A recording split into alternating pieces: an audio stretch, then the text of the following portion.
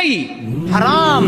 50 பேர் உங்கள் ஸ்டேட்டஸை பார்ப்பார்கள் என்றால், 60 பேர் பார்ப்பார்கள் என்றால், அந்த இசையை கேட்பார்கள் என்றால், நாளை மறுமையில் அல்லாஹ்வுக்கு முன்னால் அவர்கள் வருவார்கள். யா அல்லாஹ், இந்த பாவத்தை செய்வதற்கு, இந்த சினிமாவை கேட்பதற்கு, இந்த இசையை கேட்பதற்கு இவன்தான் காரணம் என்று அல்லாஹ்விடத்திலே அவர்கள் சொல்லுவார்கள்.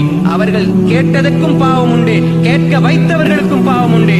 சினிமாவை ஷேர் பண்ணுகிறீர்கள், ஒரு நல்ல கருத்து என்று சொல்லி இசையை கொண்டு போட்டீர்கள் என்றால் நல்ல கருத்துக்கு நன்மை கிடைக்கும் என்று நினைத்து விடாதீர்கள். பாலுக்குள்ள ஒரு கிளாஸ் பாலுக்குள்ள ஒரு சொட்டு நஞ்சை போட்டால் குடிப்பீர்களா?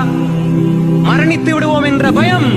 ஆனால் ஒரு நல்ல கருத்துக்குள்ள இசை, அது ஆங்கிலத்தில் இருந்தாலும் சரி, அரபில இருந்தாலும் சரி, அரபியில் இருக்கிறது இசை ஹலாலாகி விடுமா? இல்லை. இசையை ஹலாலாக்கியது யார்? நீங்க ஸ்டேட்டஸ்ல போடுவீங்க, ஒரு ஆள் பாப்பாங்களா, 100 பேர் பாப்பாங்களா? எல்லாருடைய பாவத்தையும் நீங்கள் சுமந்து கொள்வீர்கள்.